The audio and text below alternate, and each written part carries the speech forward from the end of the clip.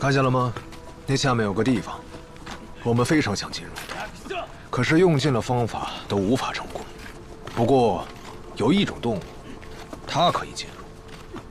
这种动物非常的难抓，我们费尽心机，终于抓到了一只。这种动物很聪明，有一定智商，甚至可以被驯服。是什么动物？你很快就知道了。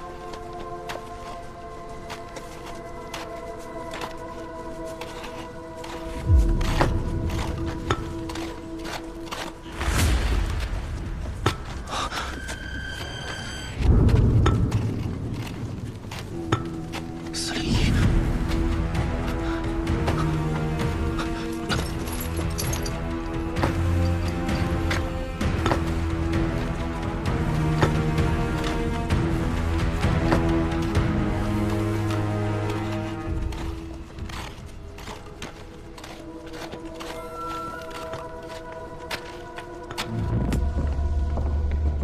你只要能把这事做好，我就会把格式楼的科学原理告诉你。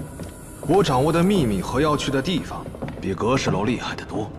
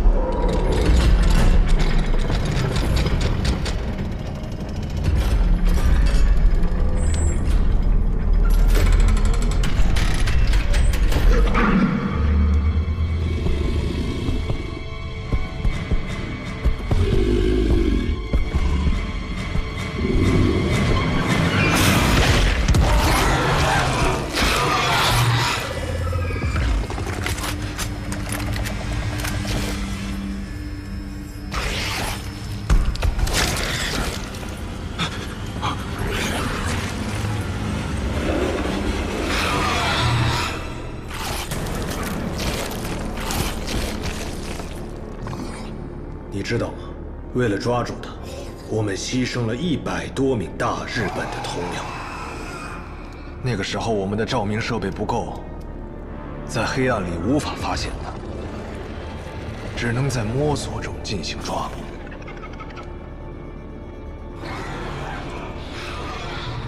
你有什么需要的，找田中君，他会立刻替你补齐装备。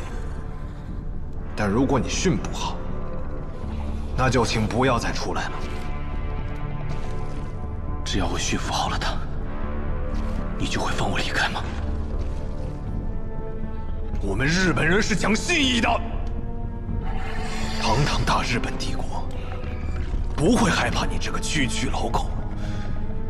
只要你能训好他，我就会放你离开。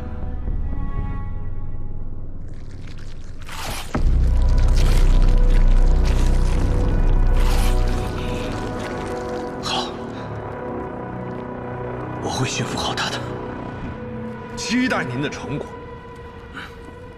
啊，对了，请务必记住，晚上睡觉的时候，千万不要离他太近。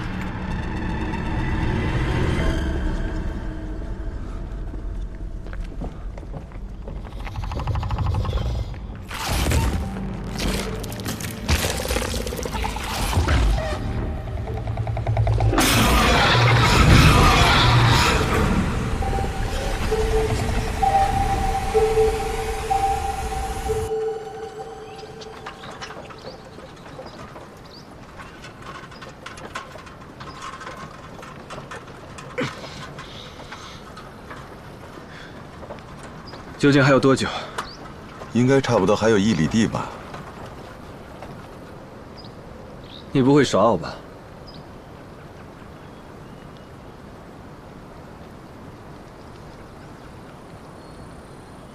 其实有件事情我没跟你说，什么事？我就是葛氏老祖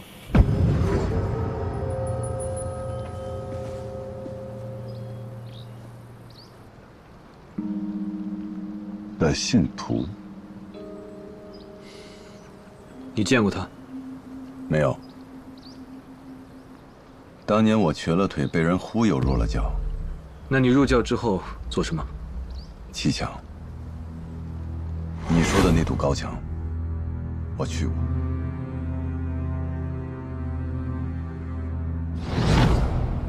那栋楼的事情，你知道多少？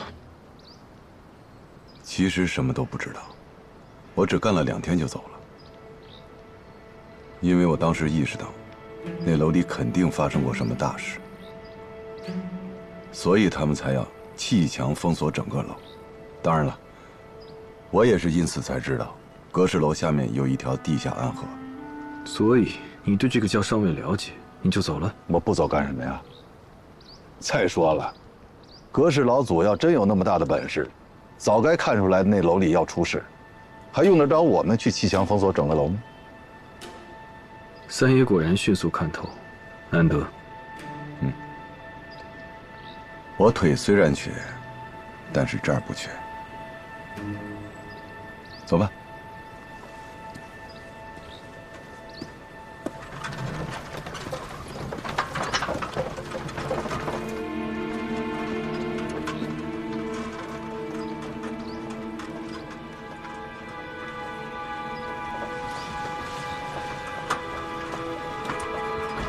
等一下。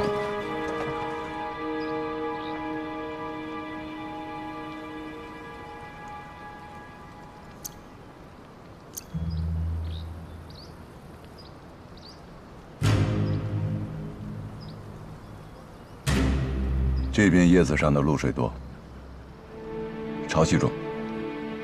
走这边。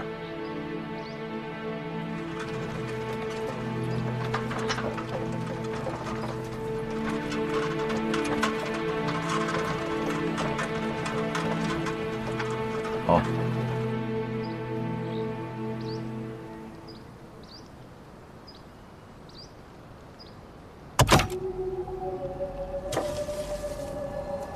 把它点燃，让烟走一走。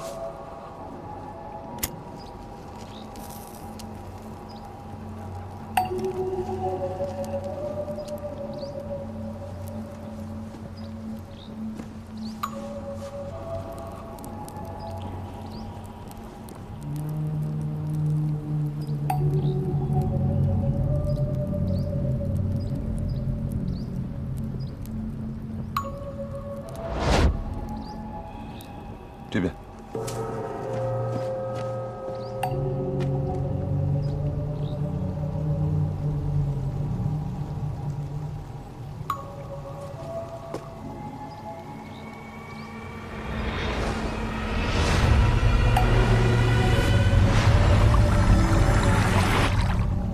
这里有水声，水流湍急，应该是地下暗河。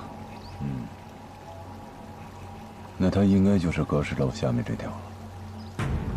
但是日本人是不是从这儿走的，我可不敢说呀。这儿土松石散，如果要爆破，很有可能坍塌。三爷专门引路至此，应该有你的法子。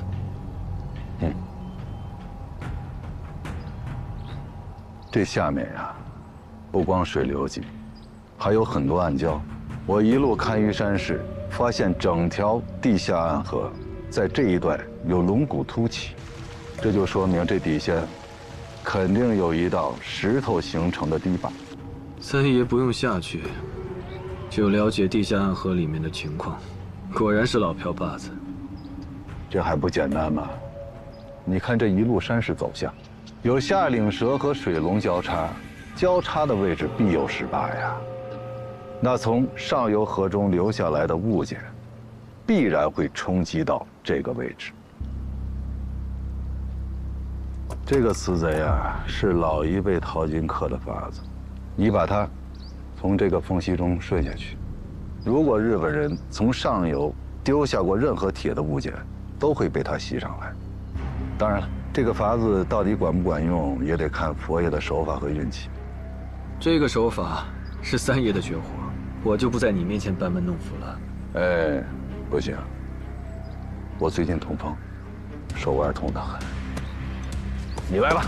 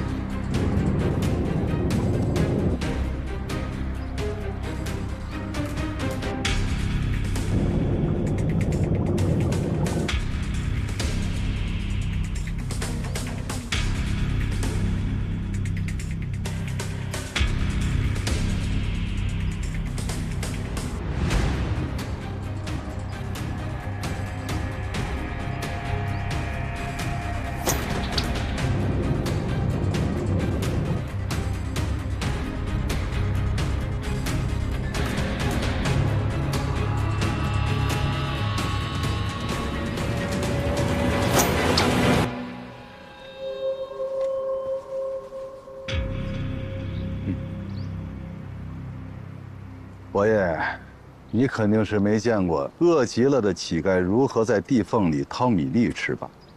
像你这样，光使蛮力可不行啊，你得像我这样，小指抵住缝隙的边沿，食指和中指差3毫，你感受水流的速度，找准机会，然后手腕，啪，这么一翻。力道大一点，米粒就碎了；但是轻一点呢，你又什么都念不上来。当年我在长沙街头就是靠这手绝活，在臭水沟里活了3年。不过没关系，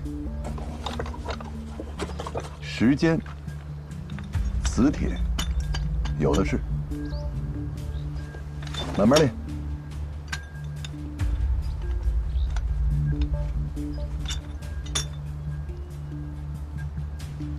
这个虽然是乞丐的绝活，但关键时刻能救命。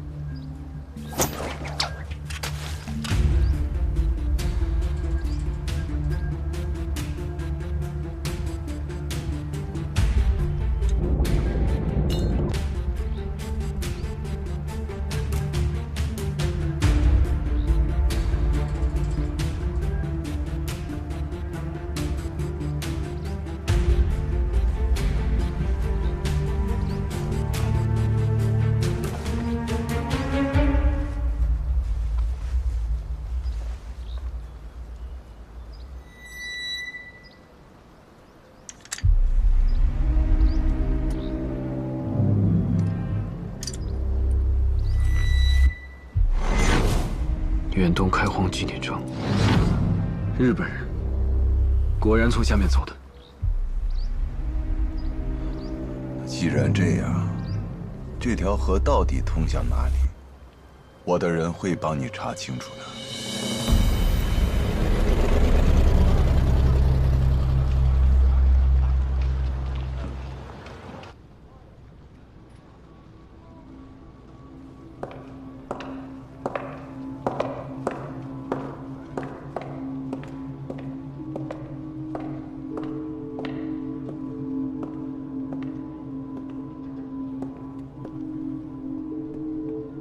来了，怎么回来都不打声招呼？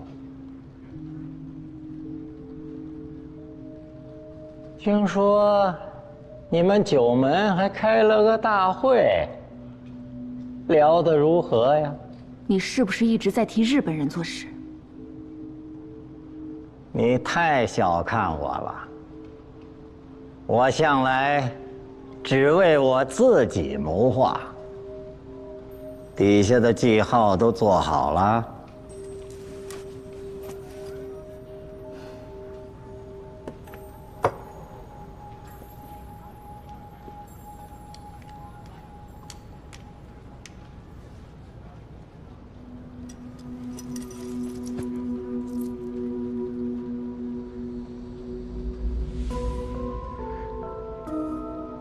我当家果然厉害呀！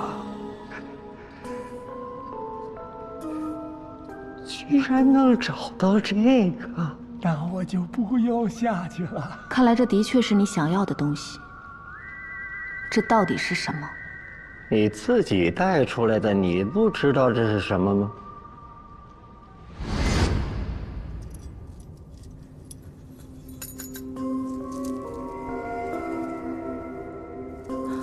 沙子，我不知道。你在阁侍楼里，是不是看见了法术？这个就是法术背后的秘密。有了它，千岁爷我就不怕张启山了。你答应我的事情，该兑现了。这些是霍家的借条，霍家欠我的也一笔勾销。可惜呀，钱财债消了，你和我一起勾结日本人的债又欠下了。哈哈。你看似可以和我分道扬镳，实则你和我的关系更紧密了。哈哈哈哈！霍家不怕同归于尽。哎，没到那份儿上，勾结日本人也未必都是坏下场。你放心，我保证，只要你竭尽全力，霍家会活下来的。那当然了。也只有霍家。你要对九门做什么？千岁爷，不用回避，仙姑和我是一条船上的，她已经脱不了干系了，对吧，仙姑？千岁爷，我们的人已经追到齐贼罪，随时可以动手。那就直接杀了吧。不用犹豫。是。丁千岁，不用那么惊讶，老八只是第一个，很快就会有第二个、第三个。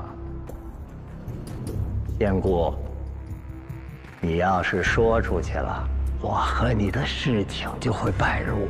你在九门，在长沙。就无法立足了。要不这样吧，今天我们商量个大计。老八一死，张启山肯定暴怒，你和我都有危险。不过你放心，我这个人凡事总会多留一手。这都是在宫里学的。有你带出来给我的这个宝贝，我和鸠山美智都会是张启山的克星。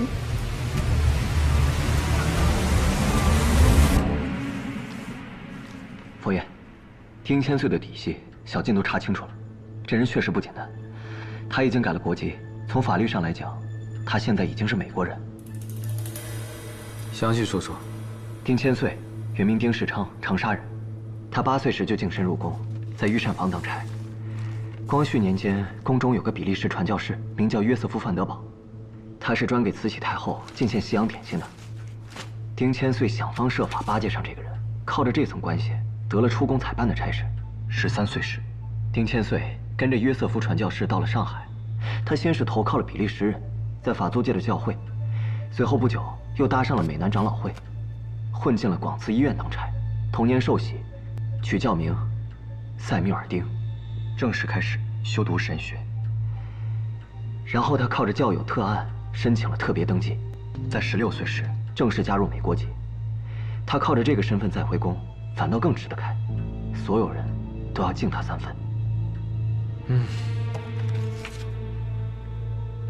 一个宫里的太监，摇身一变，变成了个美国人，绝对不是常人能办到的。后来清朝倒台，他立刻卷走宫里的银子，投靠美国人。42岁时，在美国人的安排下，他到了长沙，表面上是办洋行做生意，可暗地里，他就是在帮美国人倒账洗钱。不过美国人也不信任他，重要生意从不经他手，丁千岁无法从中获利，无奈暗中又攀上了日本人。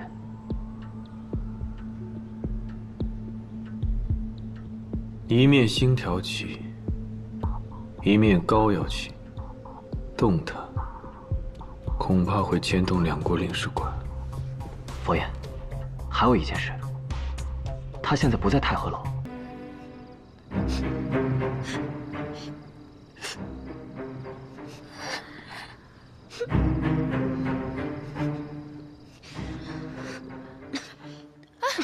你们要干什么？干什么？你们要干什么？干什么？老实点！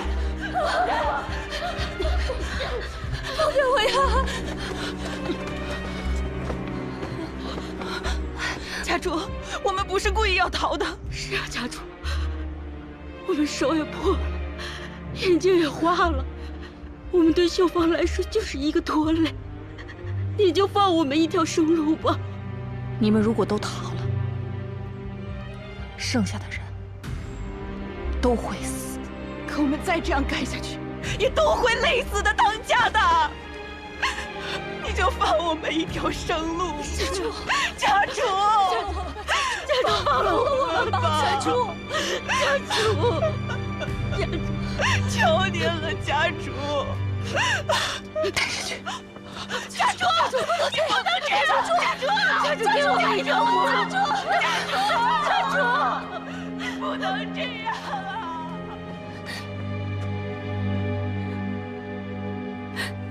姨娘，你说过，绣坊女子永不相残，你怎可背叛？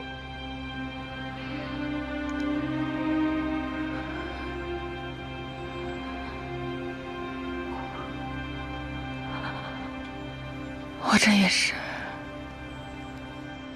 无奈之举。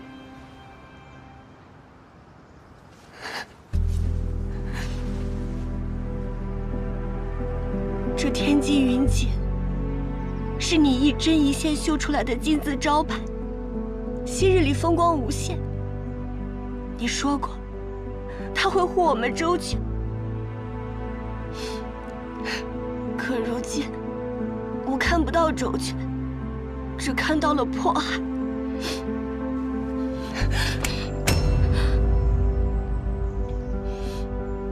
我们这群女子，在这个世道里讨生活，本就如同逆水行舟。如今在这绣坊里能安身立命，不被欺辱，全凭着我们这一手绣活儿。倘若绣坊倒了，招牌砸了，姐妹们转眼就会被宗亲强行拉去填房，或者再被卖为奴。我们现在能做的，就只能听命绣花，保住这块招牌，没有别的退路。被他人奴役和被绣坊奴役有何区别？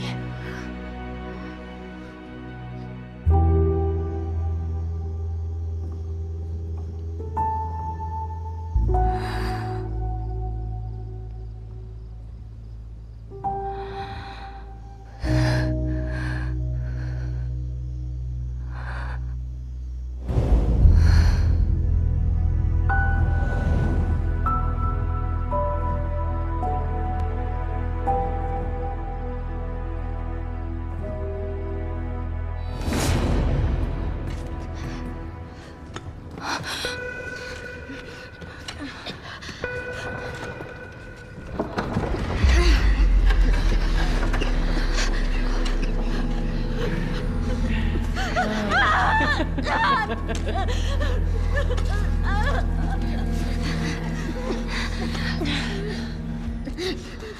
梅，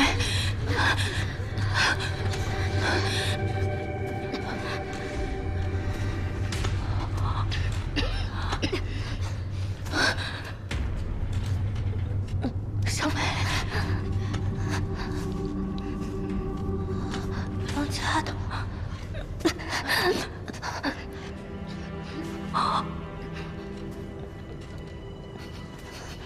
当家的，你让我办的事，我办好了吗？办得特别好。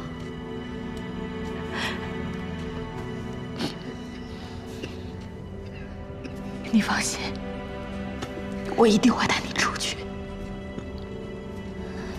醒了？这是盐矿吗？看不出来吗？霍家盐矿啊！啊！既然醒了，赶紧起来干活。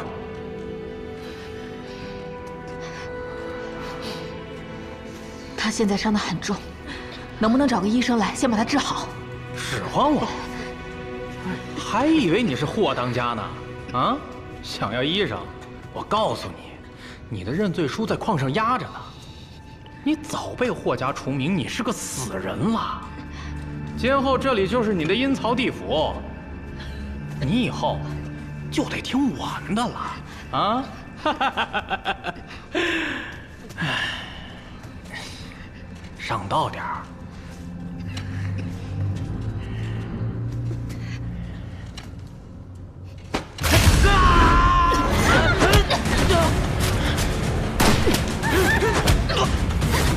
别动，不让我看到他！别动！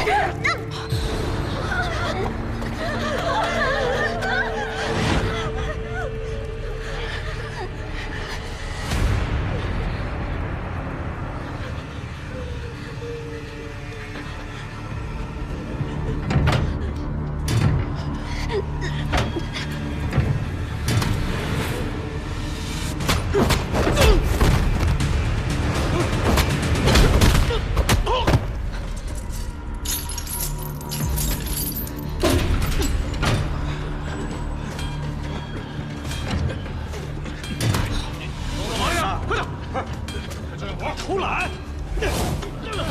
快点啊！好，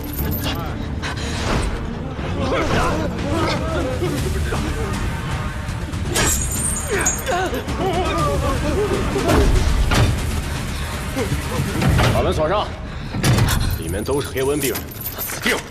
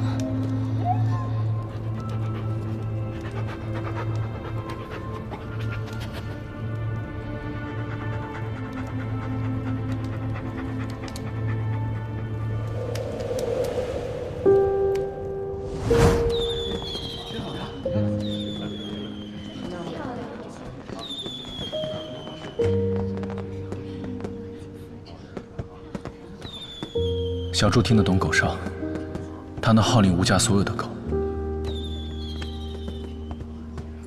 他会日夜躲在你身边，在你需要的时候出现。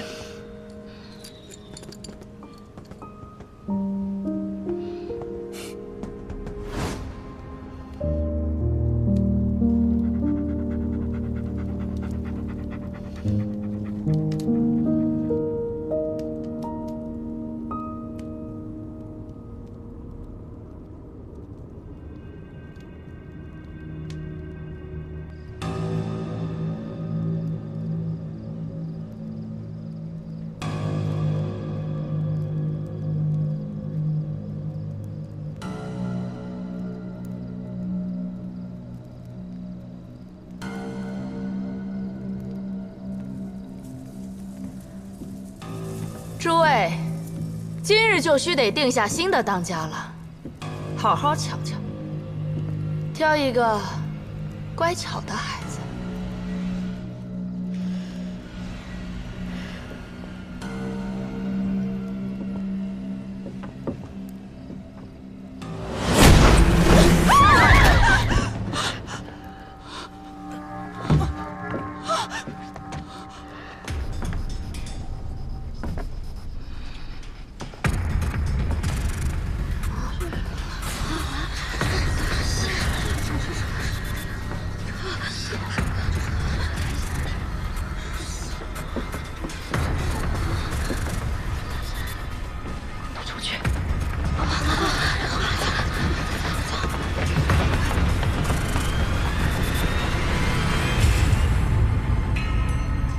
小妹，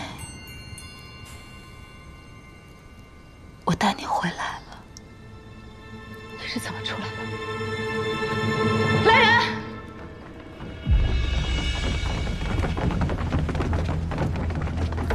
谁敢？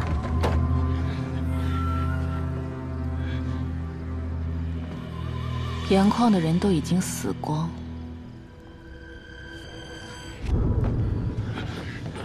你们若是想下去陪他们，就上来试试。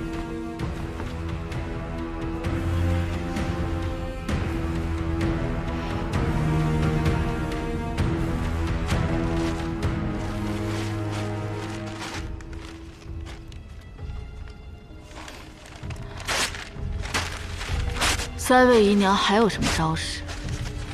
都剑术使出来吧。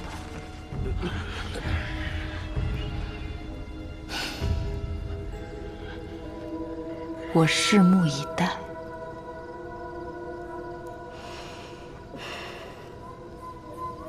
不知今日究竟是出了什么大事，姐妹会的长辈们竟会带着众人齐聚于此。今日，我们便是要选出新的当家的，因为过去那位当家的已经死了。姨娘是不是说笑了？我不是还活着吗？我说你死了，你就必须得死。带出来。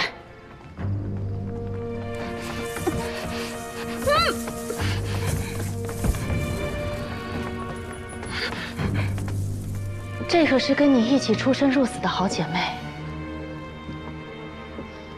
她们俩一直在帮你，甚至你去了盐矿，还跪下来求我，想要我饶你一命。你总不希望他们今日便命丧于此吧？还有你母亲的牌位在哪儿，你就不想知道了？原来从你们让我当家开始，就一直在算计我。儿时对我的好，也都是假的。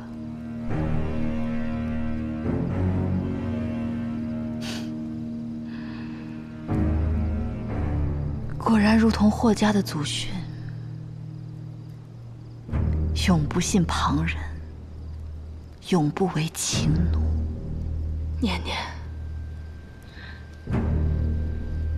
到了此时，你终于学会了，可你也必须要做出选择。你是选择留下他们的命，还是你自己的命？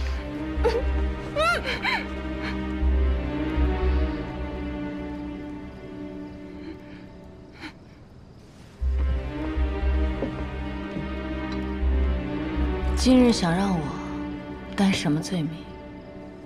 都可以。或许是你的情人无老狗死了，你伤心欲绝，想要以身殉情。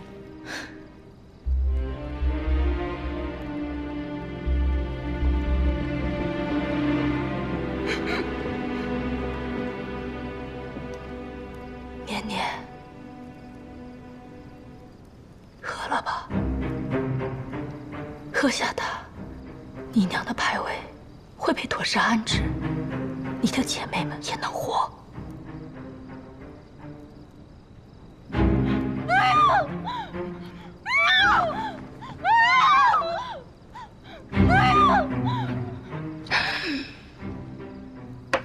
时间有限，姨娘们都老了，我劝你尽快决定。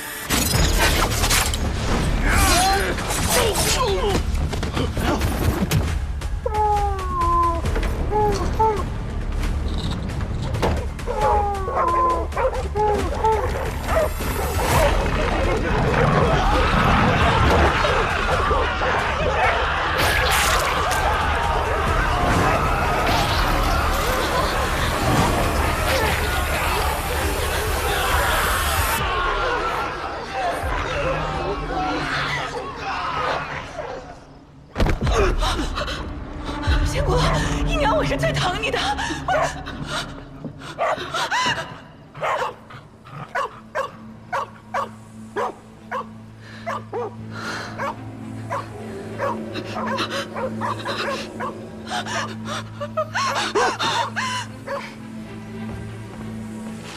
前日我看见后院在烧信，其中一封和你母亲有关，我就藏了起来，然后他就将我们绑了。从今日起，你便是霍家家主了。只是遵从祖训，你母亲必须离开霍家。你母亲为了你，孤身一人去了西北，西北苦寒之地，不通书信。她托我嘱咐你，从今往后，你要使霍家基业重于性命，须得好好经营。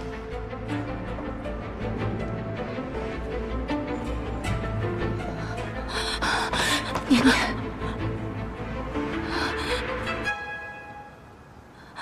姨娘，我娘她，姨娘在西北留名上了。我娘也是你们让丁千岁害死的。我知道，这些年二姨娘对你最好，都是她，都是她，都是她，没有关系，二姨娘都是她做的，不是我们，真的不是。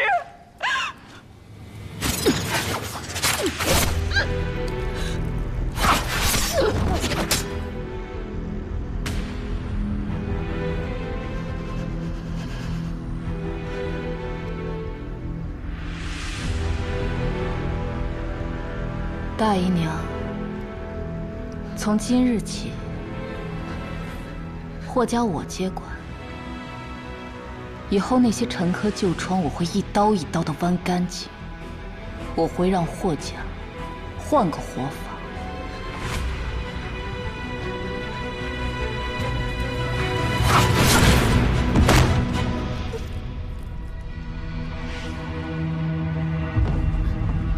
不过霍家的未来，你看不到了。